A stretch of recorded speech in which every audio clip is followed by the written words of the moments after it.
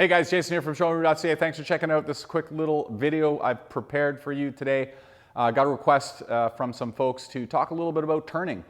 Turning in different stances, turning in general. So I'm gonna just work on a couple of really basic concepts. These are ideas and concepts that are sort of, I would say, fundamental to your karate, particularly when it comes to doing kata, okay? This is not so much relevant when it comes to doing kumite or sparring. Or anything like that. This is more for, I've got requests from folks who are practicing their kata. Turning seems to be something that they want to have a little bit more dialogue and thought leadership around, so I'm just doing this little video to kind of help you out with that. Okay, so let's get started. We're going to break down into three stances. We're going to do Shizentai, or natural stance, which is just a sort of natural, like Chudan ski, for example, where you're just doing sort of this natural punch. We're going to do Zenkutsu Dachi. One of the real popular moves is Zenkutsu Dachi, Gate Nan Uke, okay, low block, right? Or, pardon me, and the final one that we're going to talk about is Shuto Uke. So you're in a Nikoashi stance, and you're sort of doing this Shuto block, or it could be a punch, whatever. But the stance is Nikoashi, okay? So let's talk a little bit about the turning, okay? When you're turning, let's start with the natural stance. So when you're standing in natural stance, as you can see, I've just got sort of one foot in front of the other. My weight is sort of evenly distributed between both my feet. When I'm turning in this stance, I want to turn with the front foot. Okay, so if my objective is to turn and kind of face the other direction, I'm going to turn with the front foot. What I'm going to do is I'm going to step across. You'll see here I'm sort of stepping across the back foot, right? And I touch down with the ball of the foot. That's the first thing that you want to remember as you're there, you're getting ready to turn.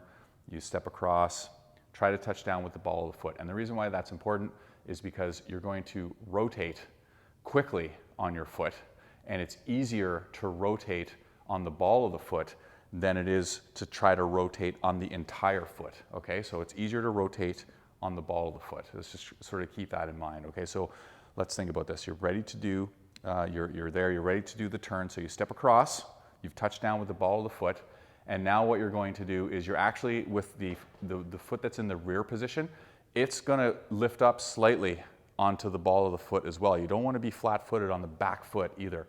It also sort of lifts up very slightly, okay? It's not as pronounced as the front foot. You'll see my front heel is probably an inch off the ground. My back heel, you probably can't even see that the heel comes completely off the ground, but I have shifted my weight to the front of both feet. And then from there, I can turn and then set both feet back down on the ground again. Okay, so that's where people get a little bit hung up. Okay, they get the idea of moving the front foot across. They may even get the idea of having the front heel raised slightly off the ground, but they get a little bit confused or a little bit lost when it goes to actually do the turn, because they've got too much weight rested on that back leg, so that the turn ends up being a little bit slower, a little bit more chunky looking, and it's something that you kind of want to get away from. So just as a final sort of demonstration here, I'm getting ready to turn. I slide my front foot across, touch down with the heel. Right before I'm about to do that quick turn, my weight just shifts forward ever so slightly, just enough to get the weight off that back heel. And then from there, I turn, and now I can go and move in the other direction. Okay, so that's, hopefully that's helpful for you guys. Let's talk about Zenkutsu Dachi. Interesting stance. Okay, so most of the weight, as you know, is on the front foot in Zenkutsu Dachi stance, okay, and we're turning with the back leg. So whereas in the regular or natural stance, you were turning with the front foot, you're turning with the back foot in this stance. So the back foot has to come across quite a bit, actually. It's got to come across so it crosses back behind the front foot. And it's got to be spaced in such a way that when you turn, when you finally execute the turn, you're sitting in a position that feels the same as it felt when you were facing the other way. And what I mean by that is, I'll just do it sort of facing away from the camera here. If I turn and my foot placement is too narrow, now when I turn, my stance is going to be quite narrow. You can see here I'm sort of fighting to keep my balance because my back foot should be out here, but it's not. It's back here because I didn't turn wide enough, right? So again, you want to make sure that when you're swinging that foot across, it's in a position so that when you turn, you are still in a nice wide Zenkutsu Dachi stance, okay? And the other thing to keep in mind with this is when you do the turn, we want to make sure, again, that that back foot touches down with the ball of the foot, okay? You're not up on the toe, you're not sort of back on the heel, okay? Again, you want to be, remember, your weight is still on the front foot. So you're stepping across, the weight is still on the front foot, the front leg, you're up on the ball of the back foot. And then from there, you can snap it around, and as you can see, I'm still in a nice wide Zenkutsu Dachi stance. I can sort of move from this position. Okay, so one last time. I'm in my Zenkutsu Dachi stance. I step across, and I snap it. Okay, I would say if this is new to you, spend some time in this position and try to find out where is that placement for you. Where is that placement so that when you turn, you're not too narrow like this, okay?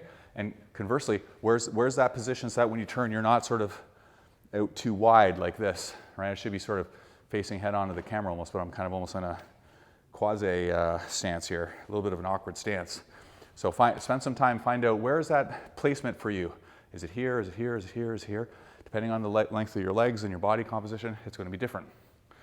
All right, so once you're here, you find that position, turn, and you're ready to move off in the other direction. Finally, we get to Nikuwashi stance. Nikuwashi stance is an interesting one.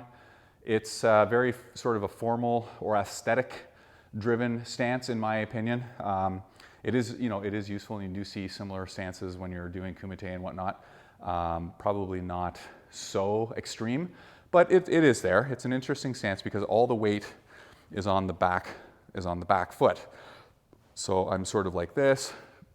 I'm almost sitting on a chair, and this front leg you should be able to lift this to throw kicks. Maybe you want to do turn, stepping, whatnot.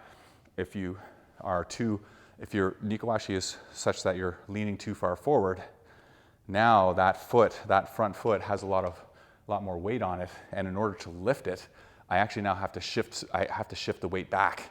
Shift the weight back, now I can lift it. When ideally, you want to have the weight back the entire time so that foot is constantly, in a position where it can be used or moved at any moment, okay?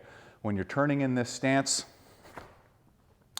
again, it's going to be with the front foot. Obviously, it can't be with the back because all the weight is on the back foot. You'd have to shift the weight off, then move it, then turn.